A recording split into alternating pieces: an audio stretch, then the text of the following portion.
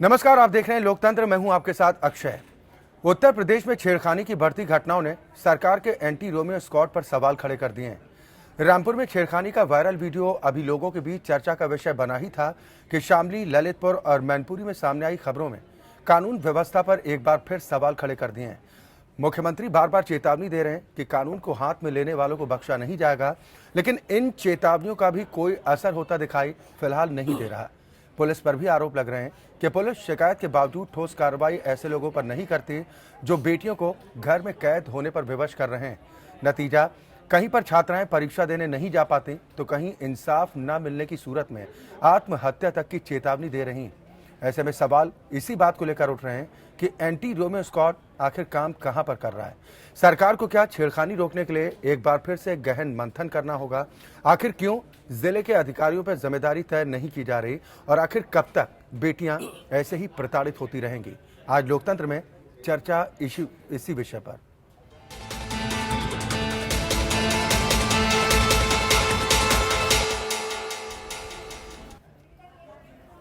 नारा है, पढ़ेंगी बेटियां तभी तो आगे बढ़ेंगी बेटियां। सरकार के इस नारे पर अब ग्रहण लगता दिखाई दे रहा है। प्रदेश में बेटियों के साथ बढ़ती छेड़खानी की घटनाएं कुछ इसी हकीकत को बयां कर रही। मैनपुरी, शामली और ललितपुर में सामने आई छेड़खानी की घटनाओं ने सरकार के एंटी रोमियो स्क्वाड पर कई सवाल खड़े कर दिए हैं। सूबे की ये बेटियां अपने मुख्यमंत्री से गुहार लगा रही हैं कि आखिर इन परिस्थितियों में, इन हालातों में हम कैसे पढ़ें और कैसे आगे बढ़ें।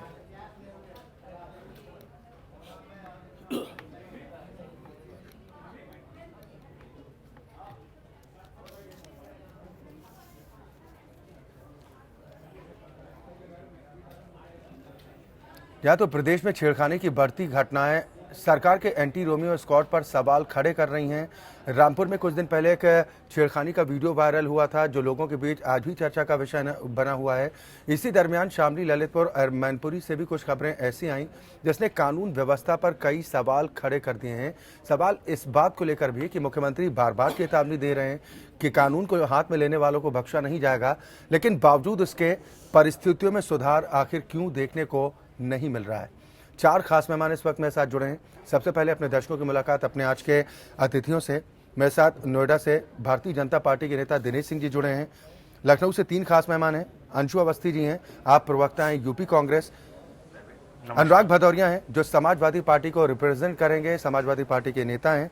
साथ ही वरिष्ठ पत्रकार रविंद्र सिंह जी हमारे साथ इस चर्चा में शामिल हैं। शुरुआत रविंद्र सिंह जी मैं आपसे ही करना चाहूंगा। जो हालात प्रदेश में फिलहाल देखने को मिल रहे हैं छेड़खानी के मामले को लेकर, इन परिस्थितियों में आखिर बेटियां कैसे पढ़ें और कैसे आगे बढ़ें?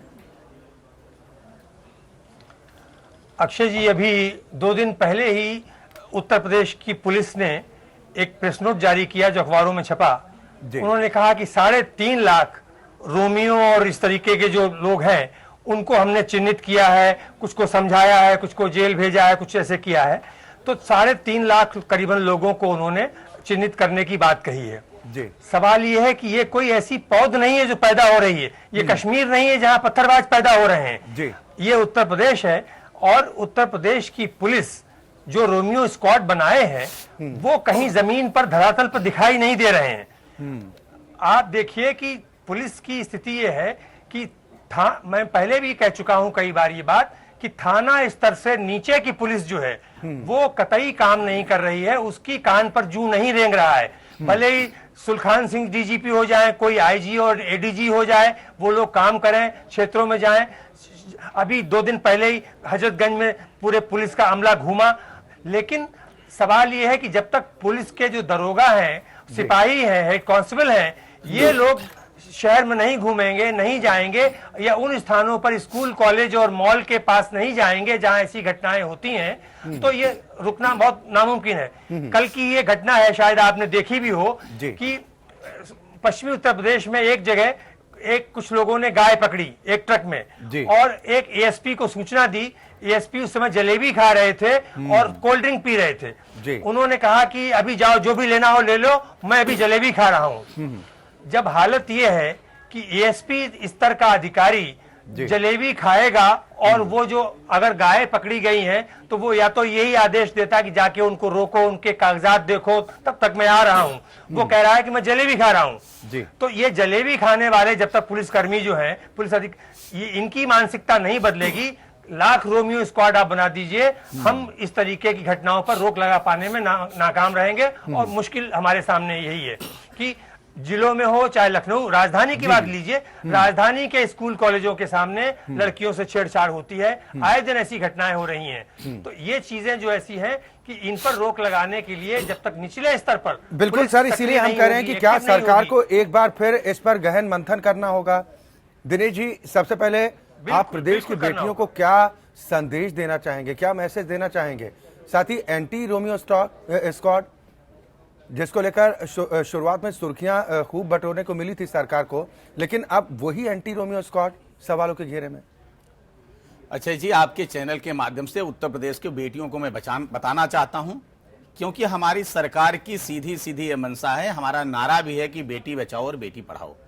और जो आप अभी स्टोरी दिखा रहे हैं उसमें कहीं ना कहीं ये बात सामने आ रही है कि उनको उस नारे में, अवस्थी जी अभी आप बोल लीजिएगा, उस नारे में कहीं ना कहीं कुछ दिक्कत आ रही है कि वो पढ़ने जाने में रुक रही हैं। लेकिन अगर अवस्थी जी रुक लीजिएगा, अभी हंसी मत, ये जो आपने रुआने का काम किया आप ही लोग किए, हंसी मत कृपया, संवेदनशील मसले पर हंसना ठीक नहीं है।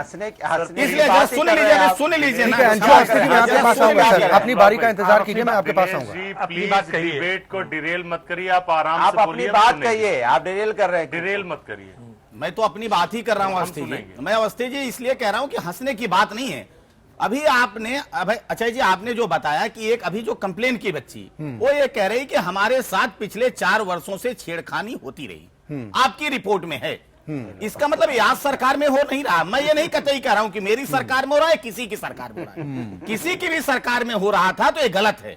तो लेकिन आज उस बच्ची के सामने कम से कम इतनी कहने की हिम्मत हुई कि वो सामने आकर पुलिस को और प्रेस को कह रही कि मेरे साथ ये दिक्कत हो रही है। इसका मतलब कहीं ना कहीं सरकार में उसका हौसला बढ़ा है। निश्चित तौर पर मैं कह सकता हूं कि अभी सरकार की जितनी मंशा है 100% चाहते हैं कि इस तरह की वारदातें ना हो। आज मैं मानने को तैयार हूं कि हो सकता है कि हमारी सरकार 100% अभी व्यवस्था सुनिश्चित ना की हो, लेकिन मैं आश्वस्त करना चाहता हूं आपके चैनल के माध्यम से उत्तर प्रदेश की बहन बेटियों को, मां को, कि आप उत्तर प्रदेश की धरती पर पूरी तरह से सुरक्षित हैं। सिर्फ अभी जो रविंद्र जी बात कर रहे थे, मैं उनकी बात से सहमत हूं कि सिर्फ अपराधियों को चिन्हित करने की जरूरत नहीं है, अपराधियों को चिन्हित करने के साथ साथ ऐसे भ्रष्ट पुलिस अधिकारियों, पुलिसकर्मियों को भी चिन्हित करने की जरूरत है और सरकार उनको चिन्हित कर रही है।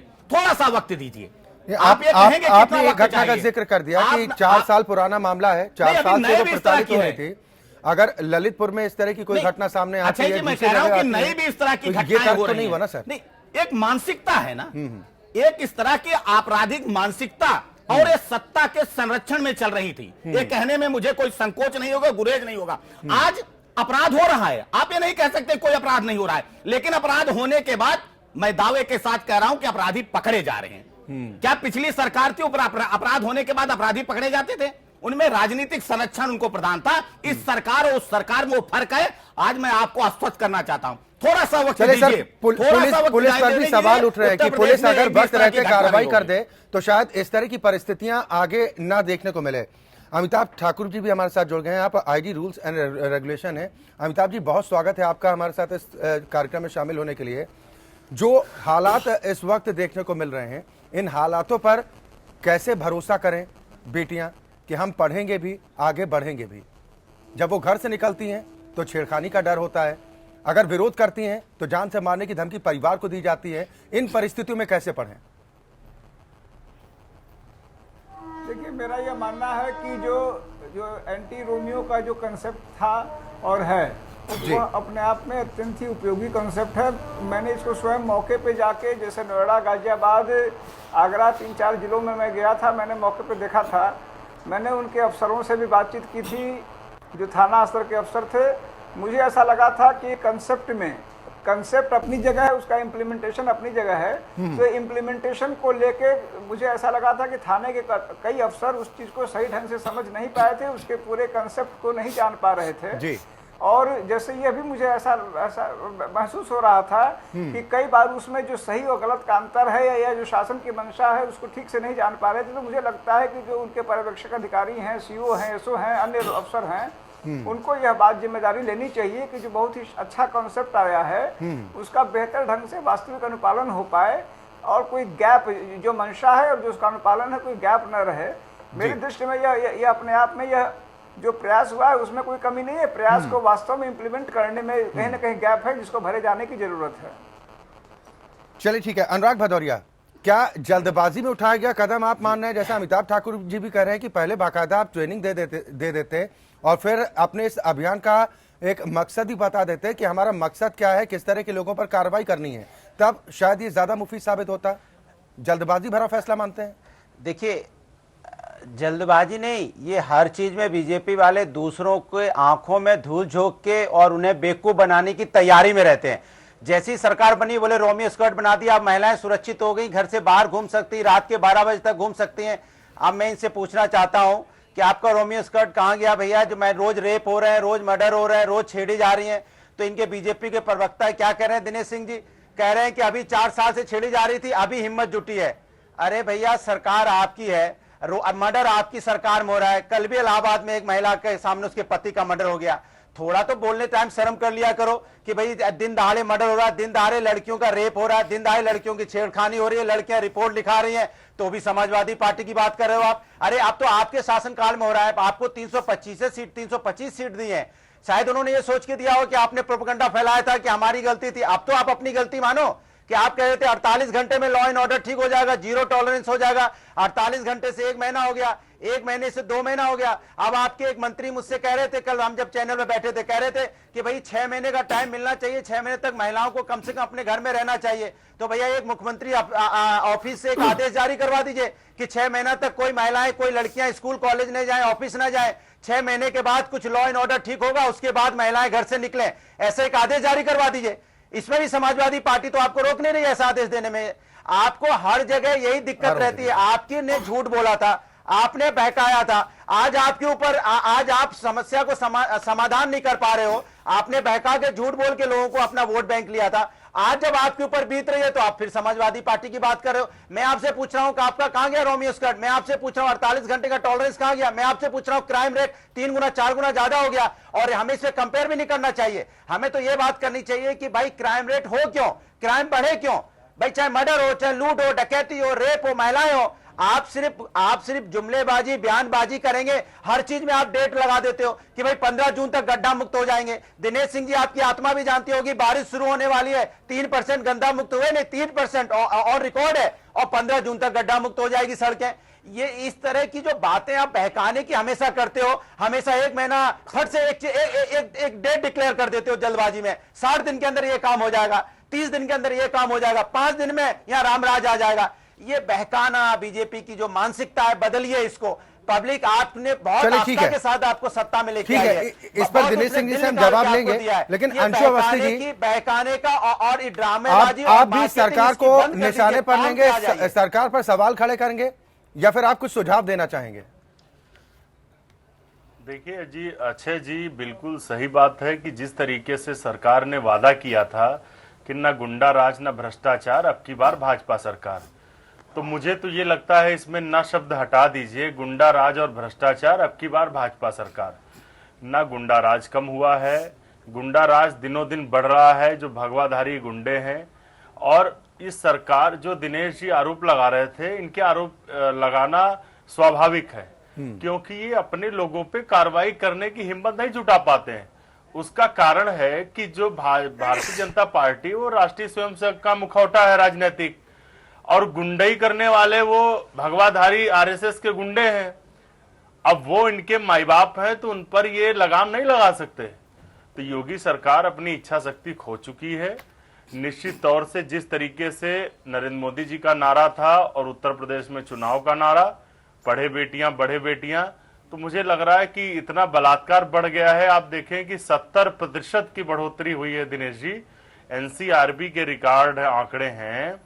लेकिन आप अभी भी विपक्ष की भूमिका में है। सबसे ज्यादा दुखद है और जो समय देने की रही बात, दिनेश जी कह रहे थे कि समय देना चाहिए, तो बिल्कुल समय देने के लिए हमेशा विपक्ष है, लेकिन जिस तरह से दिनों दिन अपराध बढ़ रहा है, अब योगी जी अगर अनुरोध करके अपराधियों को भगाने का काम करेंगे कि कृपया करके उत्तर प्रदेश छोड़ दें, तो ये इससे बिल्कुल स्पष्ट होता है कि कितना ज्यादा उनका विल पावर है।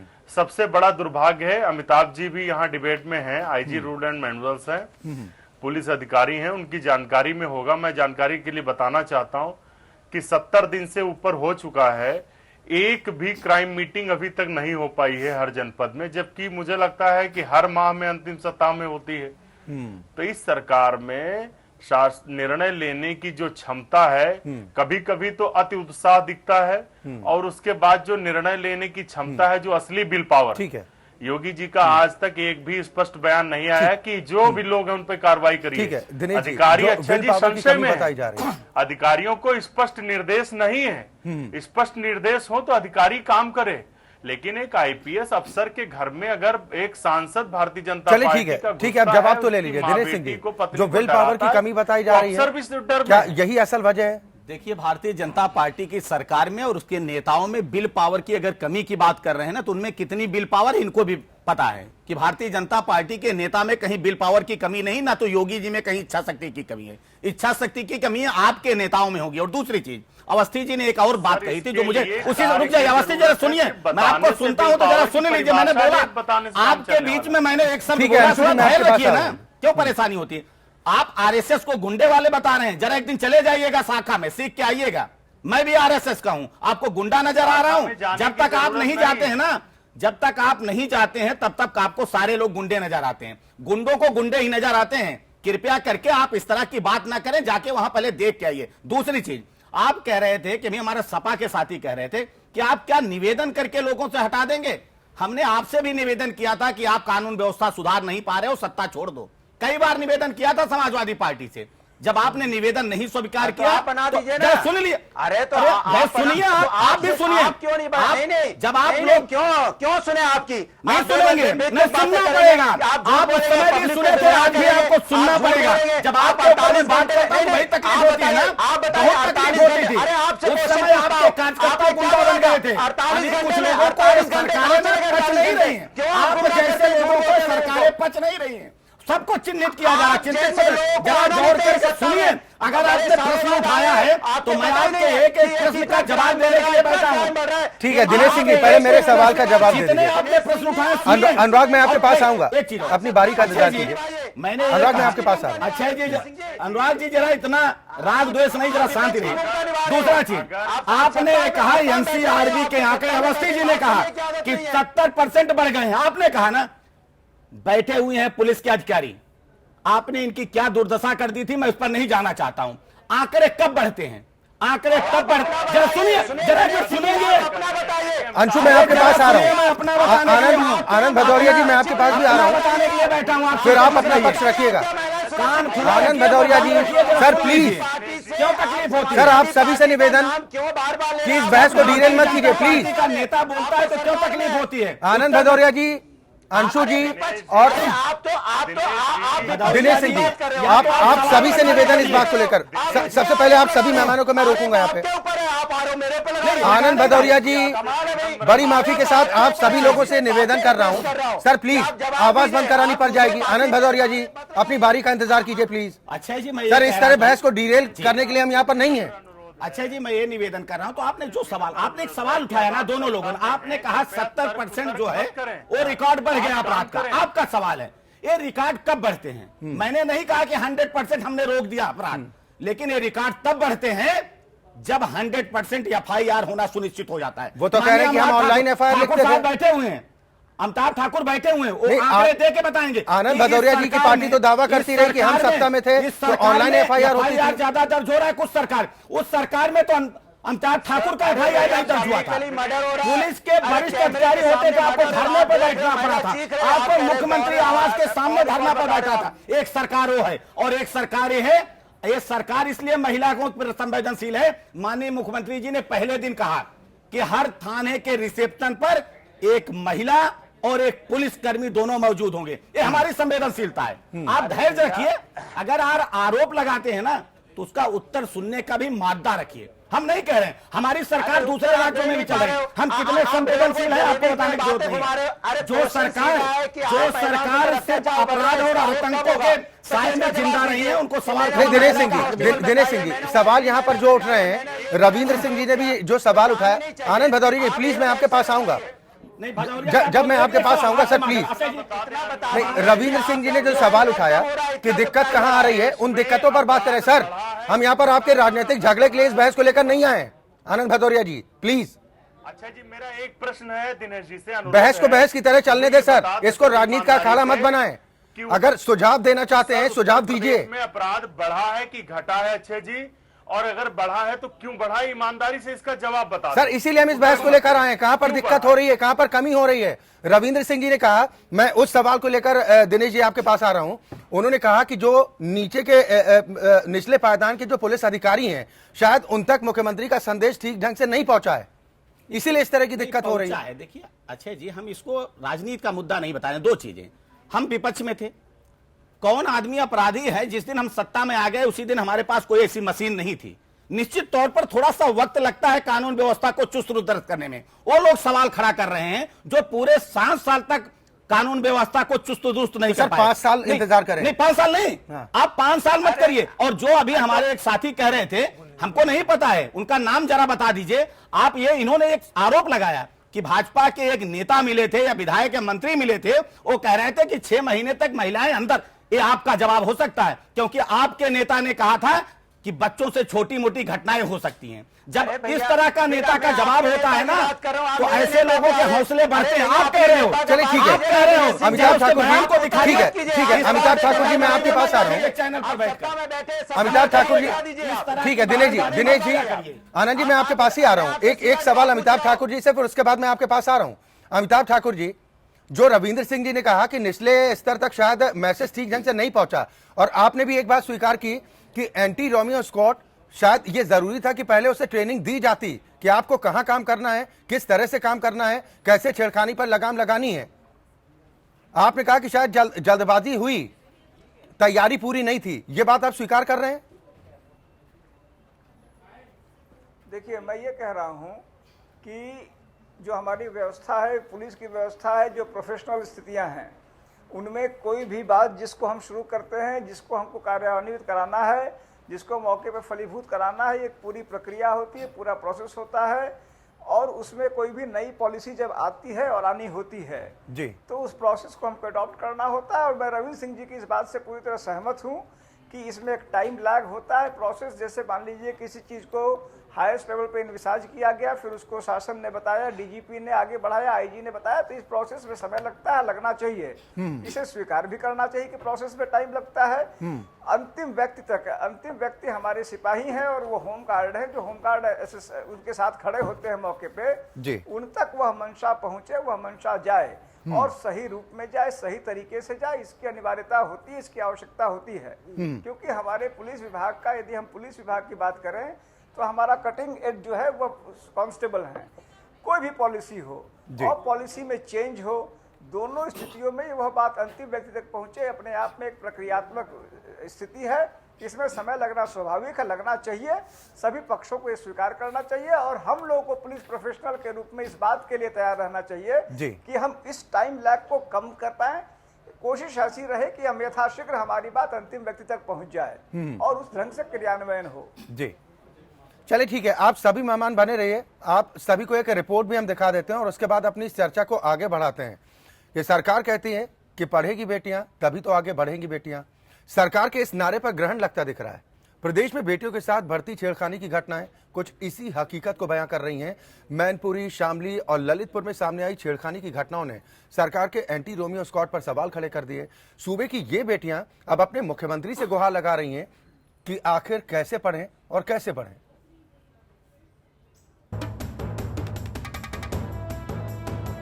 प्रदेश में बढ़ रही छेड़छाड़ की घटनाओं को रोकने के मकसद से सूबे की योगी सरकार ने सत्ता में आते ही एंटी रोमियो स्क्वाड का गठन कर शोहदों को सबक सिखाने का फैसला किया था।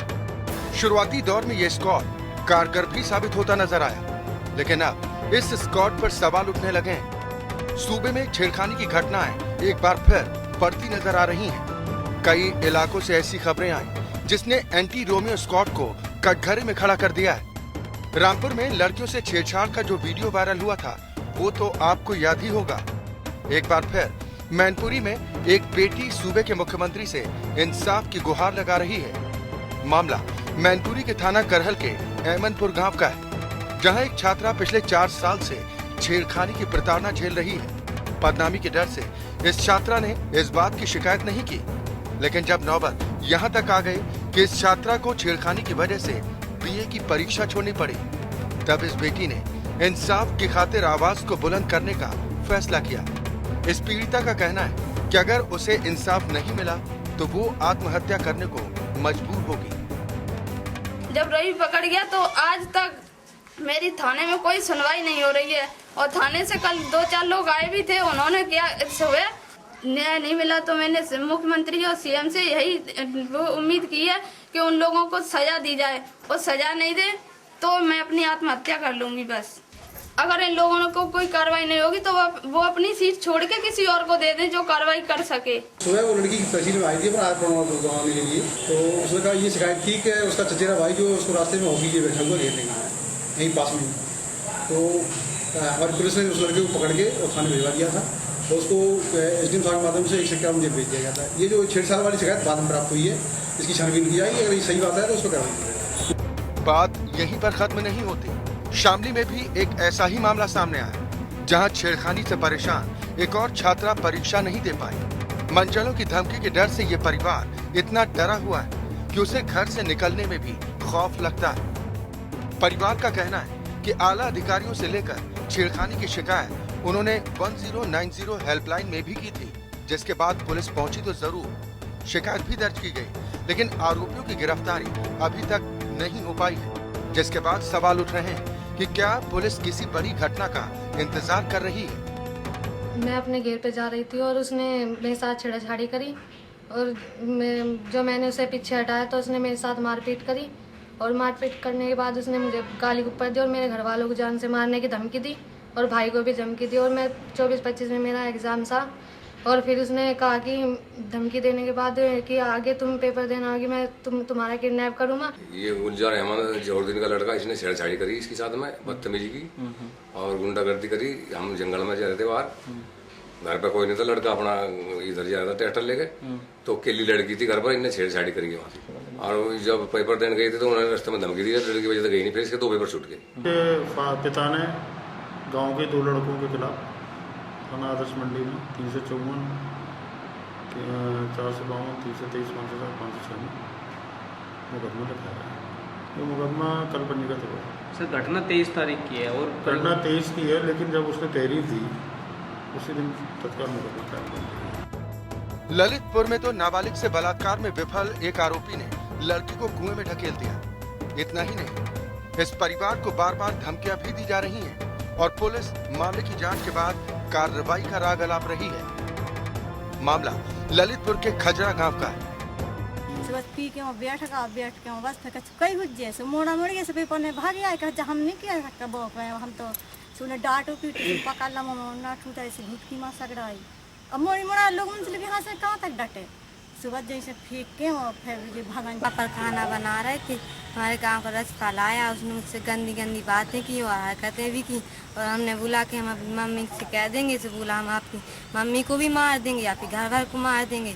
और जब हम वहाँ से भागे तो उसने मुझे पकड़कर कुएं में फेंक दिया। के लिए मैंने मार कर दिया, वहाँ सीओ मीटिंग में आए हुए थे, मैंने सीओ को दे दिया जाँच के लिए, और ऐसा बता भी दिया कि मौके पर जाके उसने जो भी अगर इतना सही है तो तत्काल उसकी FIR करें और उसमें विधिक कार्रवाई करें। बताया कि कोई व्यक्ति है, इसने उसमें छेड़छाड़ भी, यहाँ जैसे एप्लीकेशन आई तो उसमें का छेड़छाड़ करी और उसने विरोध किया तो उसको विरोध ढकेल दिया। सूबे के मुखिया कानून व्यवस्था को पटरी पर लाने के लिए खूब जतन कर रहे हैं। छेड़खानी रोकने को लेकर सरकार गंभीर भी नजर आ रही है, लेकिन इस तरह की घटनाओं का बार बार सामने आना सरकार की गंभीरता पर सवाल खड़े कर रहा है।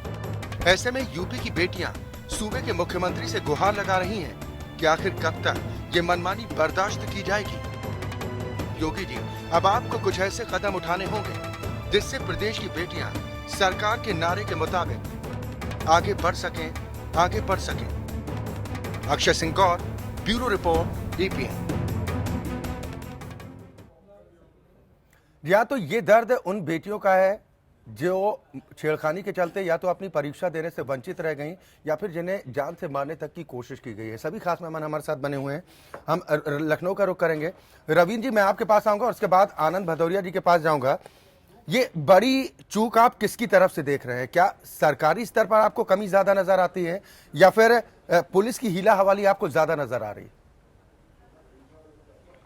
नहीं, हमको सरकार की ओर से कमी नजर नहीं आती है। उनके निर्देश बराबर हो रहे हैं। सबसे बड़ी हीला हवाली जो है वो है पुलिस व्यवस्था की। पुलिस व्यवस्था इतनी नाकारा और निकम्मी हो चुकी है। कई दशकों के दौरान अमिताभ जी बैठे हुए हैं, बहुत वरिष्ठ अधिकारी हैं और ये उन चीजों को समझ पाएंगे और बता पाएंगे। पूरे प्रदेश में कई दशकों से जिस तरीके की पुलिस व्यवस्था है, ना तो उनमें कार्य संस्कृति है, ना उनमें संवेदनशीलता है और इसी वजह से सिपाही से लेके दरोगा या CO तक के अधिकारी जो हैं वो काम उस हिसाब से नहीं करते हैं जैसा कि उनको ईमानदारी से करना चाहिए। अभी जब जाबिद साहब DGP थे योगी जी के आने के बाद, तो उन्होंने कहा था कि हमने ऐसे पुलिसकर्मियों की सूची बनाई है जिनकी प्रवृत्ति आपराधिक है या जिनके अपराधियों से साठगांठ है। ऐसे लोगों की सूची बनी, क्या उन पर कार्रवाई हुई, क्या उनको हटाया गया या उनको ऐसी के भेजा गया या उसके बाद जो चीजें हुई उस पर क्या कार्रवाई हुई? उसी तरीके से जो अभी परसों खबर छपी जिसमें कहा कि 3.5 लाख एंटी रोमियो स्क्वाड ने 3.5 लाख शोधों को पकड़ा और पकड़ने के बाद उनको समझाया बुझाया और उनकी वो की। तो इस तरीके से जो चीजें हुई हैं, तो क्या उनमें से उन लोगों को कोई ऐसी सजा दी गई जिससे कि वो भविष्य में फिर ऐसा काम ना करें, फिर छेड़खानी का काम ना करें? ये अमिताभ जी बेहतर बता पाएंगे कि कैसे एंटी स्क्वाड काम करे, रोमियो स्क्वाड काम करे, कैसे छेड़खानी को रोका जाए या उन शोधों के खिलाफ क्या कार्रवाई की जाए और ऐसे पुलिस कर्मियों के खिलाफ क्या कार्रवाई होनी चाहिए जिनके अपराधियों से साठगांठ है और जो खुद अपराधी विरुद्ध के। जब तक ऐसे पुलिसकर्मी रहेंगे तब तक ये कार्य संस्कृति विकसित नहीं होगी और ना उनमें संवेदनशीलता आएगी और ये चीजें समस्या ये हमारे सामने बनी रहेगी। इसके लिए एक आमूल चूल परिवर्तन करने की आवश्यकता है, एक नए प्रशिक्षण देने की आवश्यकता है ताकि नए सिरे से पुलिस कर्मियों में। अब कल की घटना है कि एक होमगार्ड ने रात में एक वीडियो डाल दिया व्हाट्सएप पे जो अश्लील वीडियो था। जब सारे लोगों को वीडियो मिला तो सब भौचक्के रह गए। जब पुलिस वाले ये काम कर रहे हैं, होमगार्ड ये काम कर रहा है कि अश्लील वीडियो डाल रहे हैं, तो हमारे आपके तो डालने की तो बात अलग हो गई।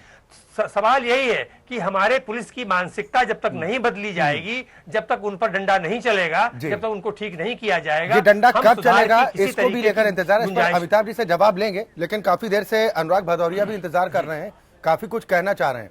अनुराग, रवींद्र जी भी जिस तरह से इस बात को स्वीकार कर रहे हैं कि सरकार की तरफ से कोई कमी नहीं है, तो आप लोग सरकार पर सिर्फ राजनीतिक दृष्टि से निशाना साधते हैं सरकार या आपको लगता है कि पुलिस की कहीं ना कहीं कमी है, वो अपनी जिम्मेदारियों का निर्वहन ठीक ढंग से नहीं कर रही? देखिए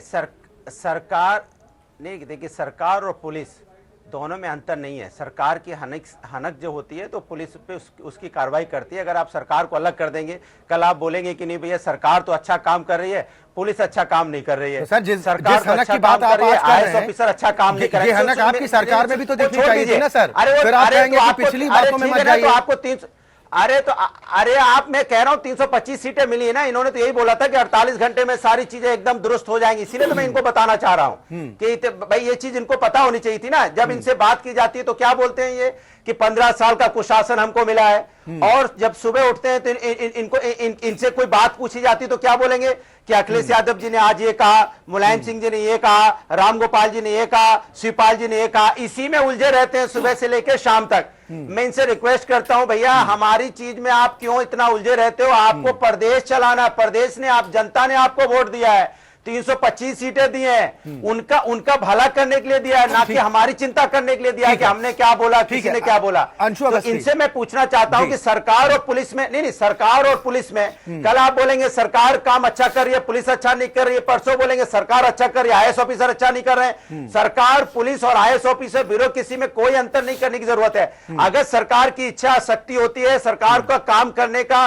उनका डायरेक्शन सही होता है, उनका काम करने का जो कहते हैं ना एक संकल्प होता है और डायरेक्शन सही होता है, इकबाल, तो काम दिखाई पड़ता है। आप सिर्फ सुबह उठ के एक डेट डिक्लेयर कर दोगे कि भाई कल से रोमियो स्क्वाड और सारी महिलाएं सुरक्षित, परसों से करप्शन खत्म, ये खत्म, ये सब बातें जो हैं ये सब बचकाने वाली बातें हैं। तो बचकाने वाली बातें नहीं होनी चाहिए, कुछ काम ऐसा होना चाहिए जो दिखाई पड़ रहा हो। अभी तक कोई काम ऐसा नहीं आता जो दिखाई पड़ रहा हो कि जैसे रोमियो स्कर्ट की बात ले ली, तो ऐसा दिखाई पड़ना चाहिए था कि भाई लोग डर गए, अब लड़कियां बहुत सुरक्षित है, सब आपस में घूम रहे हैं। अंशु अवस्थी, उन परिस्थितियों में क्या हो जब एंटी रोमियो स्क्वाड अगर काम करता है तो उस पर ये आरोप लगाए जाते हैं। हालांकि कुछ इस तरह की खबरें आई थी, लेकिन ये कहा जाता है कि एंटी रोमियो स्क्वाड के नाम पर परेशान किया जा रहा है, रोमियो के नाम को बदनाम किया जा रहा है। ये सवाल उठाए जाने चाहिए। प्लानिंग, मैं आपको बिल्कुल इनकी प्लानिंग में कमी है, प्लानिंग सही नहीं करते हैं, ये सिर्फ बातें बनाते हैं। सहमत हूँ, रविंद्र जी की बात से मैं सहमत हूँ, लेकिन पूर्णतः सहमत नहीं हूँ कि सरकार काम कर रही है और पुलिस काम नहीं कर रही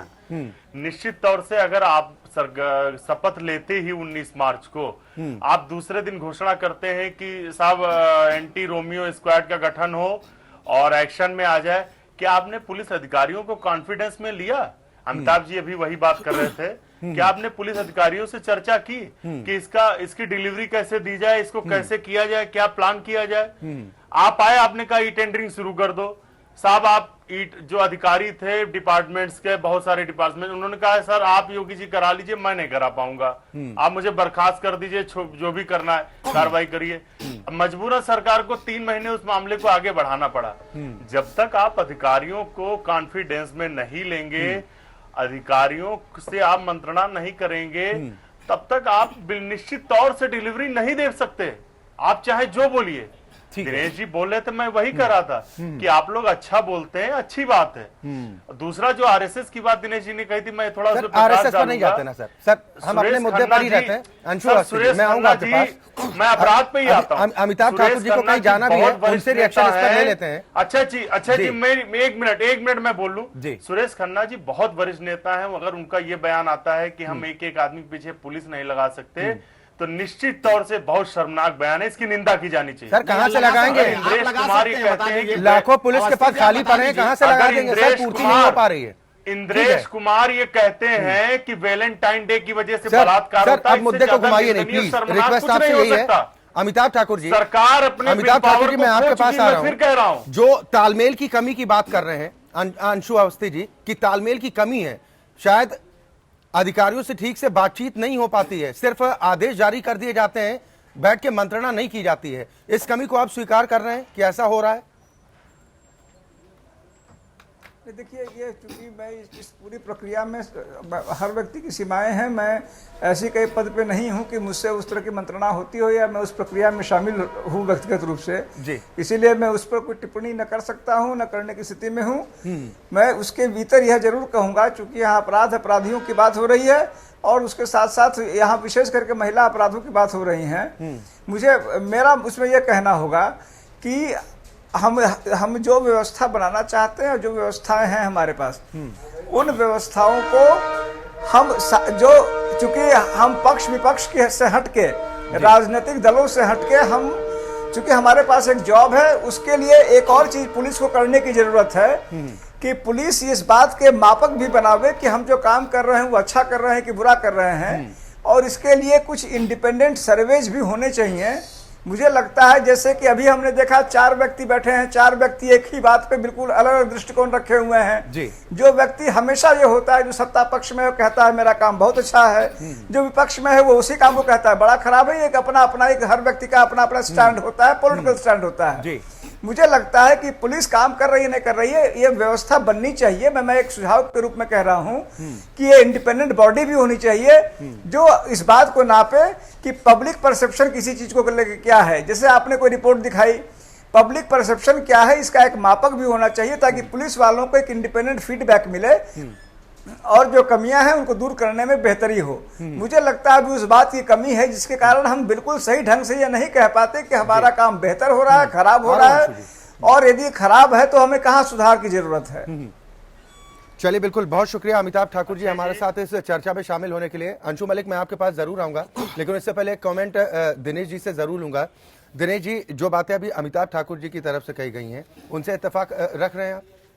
देखिए, हमेशा गुंजाइश होती है, अगर कोई अच्छे विचार आ रहे हो, चाहे राजनीतिक पार्टी की तरफ से आए या किसी अधिकारी कर्मचारी की तरफ से आए, तो निश्चित तौर पर उनका स्वागत करना चाहिए। और माननीय मुख्यमंत्री जी ने तो राजनीतिक पार्टियों से भी अपील की थी। 2-3 बातें मैं कहना चाहता हूं जी, जिन लोगों ने सवाल खड़ा किया। देखिए, पहली चीज होती है कि सरकार की मंशा, किसी भी कोई भी सरकार हो, किसी दल की हो, सरकार की मंशा क्या है? तो सरकार की मंशा यहां सीधे सीधे आपको दिख रही है। मुझे लगता है कि वो पब्लिक में भी सरकार की मंशा की कहीं ना कहीं जानकारी लोगों को है कि सरकार क्या चाहती है। दूसरी बात है कार्य पद्धति सरकार की, वो कार्य पद्धति भी ठीक है। अब ठीक है कि उसको परिणाम आने में उतनी जितनी तत्परता से परिणाम आना चाहिए था, वो नहीं आ पा रहा है। इसका मतलब कहीं ना कहीं लूज पॉइंट कहीं ना कहीं रह गई है। जो आप संवेदनशीलता की बात करते हैं, जिस सरकार ने, जो पूर्ववर्ती सरकारें रही हों, जिन्होंने पूरे सिस्टम को इतना गैर संवेदनशील या असंवेदनशील, जरा एक मिनट अवस्थी जी, जरा आपको बीमारी है बीच में बोलने की, जरा सुन लीजिए। मैं बोलता हूँ क्या, मैं आपके पास समय ज्यादा, मतलब समय जाया होता है, समय जाया, अवस्थी जी समय जाया होता है। जरा सुन लीजिए ना, मैं कह रहा हूँ ट्रांसफर उद्योग में जरा सुन लीजिए ना, ट्रांसफर उद्योग 1000 से ज्यादा ट्रांसफर हो चुके हैं। एक सरकार दावे के साथ, अरे अवस्थी जी, आपसे पूछ के ट्रांसफर नहीं होगा, जरा क्षमा कीजिएगा, जरा रुक जाइए। तैयार वही शुरू हो चुका, जरा आप रुकेंगे, डिलीवरी हो रही है। ये सरकार, एक सरकार में एक बात आप बता दीजिए, किसी अधिकारी कर्मचारी के ऊपर कोई आरोप बताए। अवस्थी जी जरा रुकिए, आप क्यों डिले कर रहे हैं? आप समय क्यों बर्बाद कर रहे हैं? सुन लीजिए,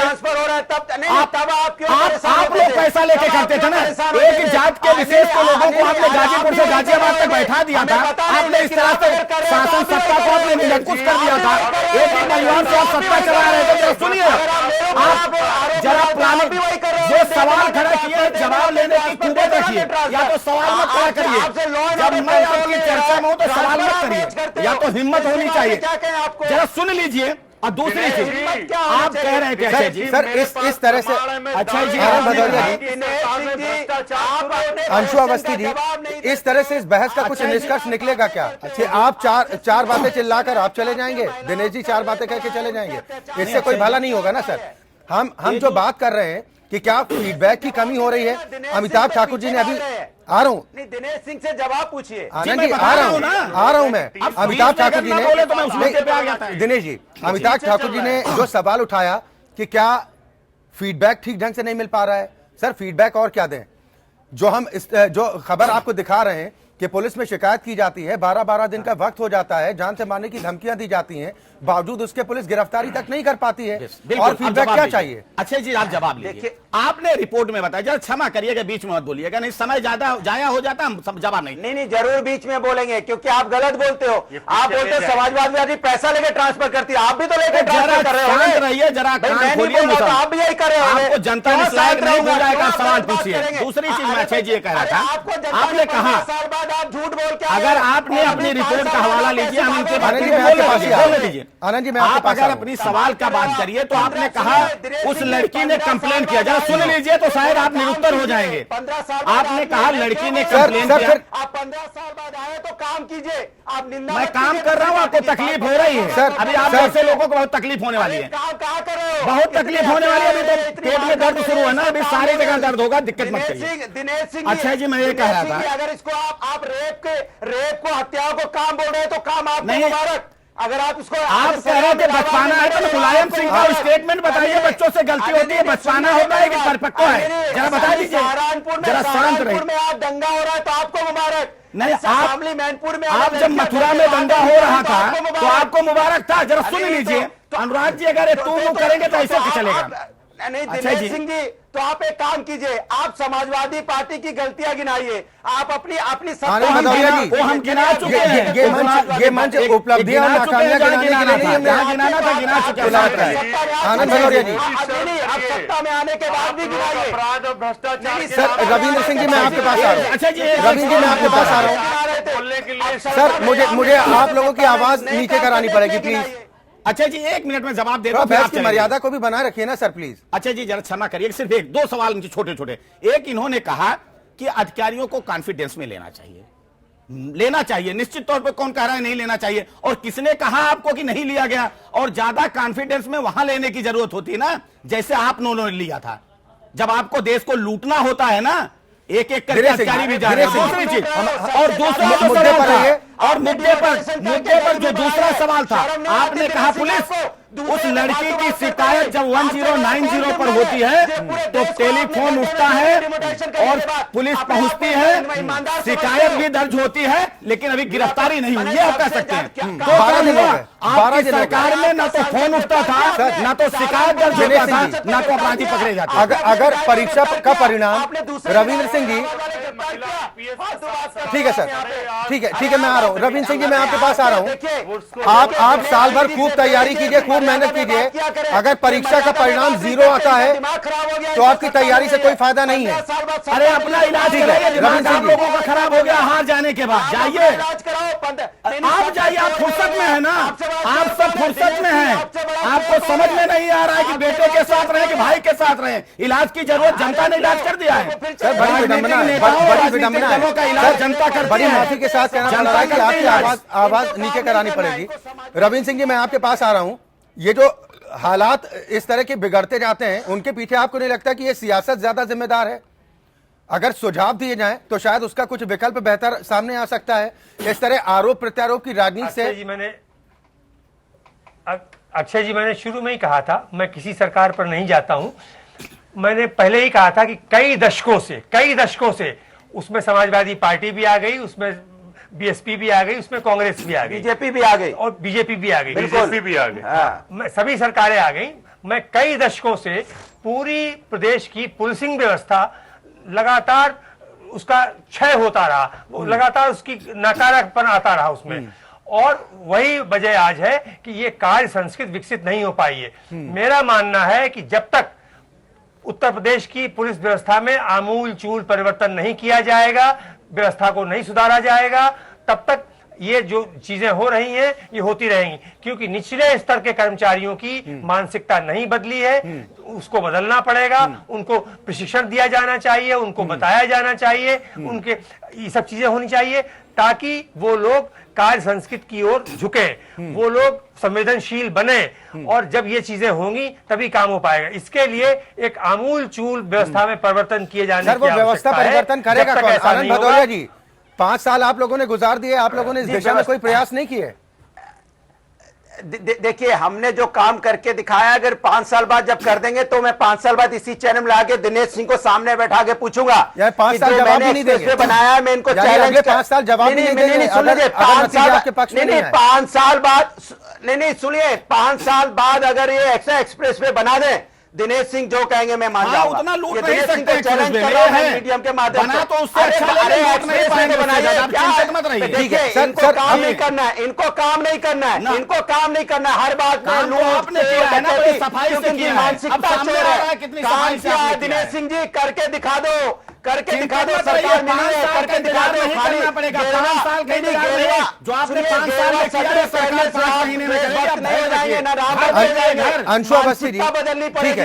ठीक है। आनंद भदौरिया जी, आनंद भदौरिया जी, दिनेश जी, मैं आपके पास आऊंगा। आनंद भदौरिया जी, पार्टियों की कुछ सुझाव, कुछ उपाय बताना चाहें तो? बेटे के साथ रहेंगे, बाप के साथ रहेंगे, आप चापलूसी करिए। हमारी पार्टी में चापलूसों की जगह नहीं है, चापलूसी आप लोग करिए। लूट पैसे की बात करें, जब आप पैसे की बात करते हैं तो मानसिकता किसकी चोरी की होती है? आपकी। आप जब से बैठे तब से ही कह रहे हो कि लूट हुई है, पैसा नहीं। गायत्री प्रसाद, अंशु अवस्थी जी, कुछ सुझाव आप देना चाहेंगे? आपको आपके मंत्री थे। ठीक है सर, अब चर्चा के समापन का वक्त है, 20 सेकंड का वक्त आपके पास है। अंशु अवस्थी, कुछ सुझाव आप देना चाहें या आप भी इस तरह हो हल्ला करके अपने घर जाना चाहेंगे? सत्ता पक्ष का जवाब नहीं देते। ठीक है, आनंद भदौरिया जी, हो गया। शर्म नहीं आती है? शर्म आपको आनी चाहिए। कितनी सर, सीट पाने प्लीज, के बाद दिनेश जी, आरोप लगा रहे हैं। अरे शर्म आपको अंशु जी, काम करने वाले बात कर रहे हो। सर ठीक है सर, दूसरों को भी सुन लीजिए। एक अच्छा प्रवक्ता होने के साथ साथ एक अच्छा श्रोता भी होना चाहिए, अच्छा प्रभाव पड़ता है। अंशु मलिक, देखेगी ना सब अंशु अवस्थी जी। सर अक्षय जी, मेरा अनुरोध है योगी सरकार से कि योगी जी सुबह 3 बजे से काम करना शुरू करते हैं, ऐसा मीडिया में आता है निकल के 20-22 घंटे काम करते हैं। अनुरोध है कि अपने कर्मचारियों से, अपने अधिकारियों से अच्छा कम्युनिकेशन बनाएं और अपनी विल पावर दिखाएं और जो भगवाधारी गुंडे हैं उन पर एक्शन लेने के लिए स्पष्ट निर्देश दें। स्पष्ट निर्देश दें कि कोई भी हो सांसद विधायक उस पर एक्शन होगा। अगर कोई एसएसपी के घर में घुसेगा तो उस पर एक्शन हो। अगर कोई महिला आईपीएस से बदतमीजी करे, भले वो विधायक हो, उस पर एक्शन हो। भले कोई विधायक टोल पे गुंडाई करे, उस पर एक्शन हो। ये स्पष्ट निर्देश देंगे, अधिकारियों को विश्वास मिलेंगे निश्चित तौर से। दिनेश सिंह जी, 20 सेकंड का वक्त आपके पास। सही आपने सवाल उठाया, लेकिन नहीं सर, अब 20 सेकंड में अपनी बात भी कीजिए, साथ ही उन बेटियों को भरोसा भी दिलाइए जो इस दंड से प्रताड़ित हैं। संकल्प ये शब्दों से काम नहीं चलने वाला। ठीक है अवस्थी जी। देखिए अवस्थी जी, आप अवस्थी जी है ना, तो पहले भाव में आता है, विचार में आता है, फिर कार्य रूप में आता है। तो पहले आपका भाव होना चाहिए। इस सरकार का भाव है बिल्कुल, हम 3 बजे योगी जी उठते हैं और काम करते हैं। हमारा भाव है। आप जब सवाल करते विपक्ष सकारात्मक रुख अपनाएगा। सवाल का लेकिन आप ये कहें कि उत्तर प्रदेश में आपका विकास हो रहा है तो दूसरे देश में नहीं मानेंगे। सरकार काम कर रही। और दूसरी चीज, अरे आपके चैनल के माध्यम से उत्तर प्रदेश ठीक है सर। जनता को आश्वस्त कराना चाहता हूँ। समाजवादी के घर में घुसते, कभी कांग्रेस के घर में घुसते, कभी बीएसपी घर में मुख्यमंत्री बने। दिनेश सिंह जी अपने घर में चले सर, ठीक है, ठीक है, बहुत शुक्रिया, बहुत शुक्रिया। बहस के दौरान इस तरह से हो हल्ला करके कहीं ना कहीं बहस को डीरेल करने की कोशिश की जाती है। राजनीतिक दलों को शायद इस बात से ज्यादा वास्ता नहीं रहता है कि आम जनता के हितों की बात हो तो वहां पर राजनीति को परे रखिए और उसके बाद क्या व्यवस्थाओं में बेहतर परिवर्तन हो सकता है उसका सुझाव दें, ना कि ये देने के सवालों में उलझाने की कोशिश की जाती है। खैर, अब देखना होगा कि योगी सरकार क्या कुछ भरोसा देने में कामयाब रहती है उन बेटियों को जिनको आगे पढ़ने और आगे बढ़ने देने के नारे के साथ साथ उनके लिए कई योजनाएं चला रही है। लोकतंत्र में आज के लिए बस इतना ही।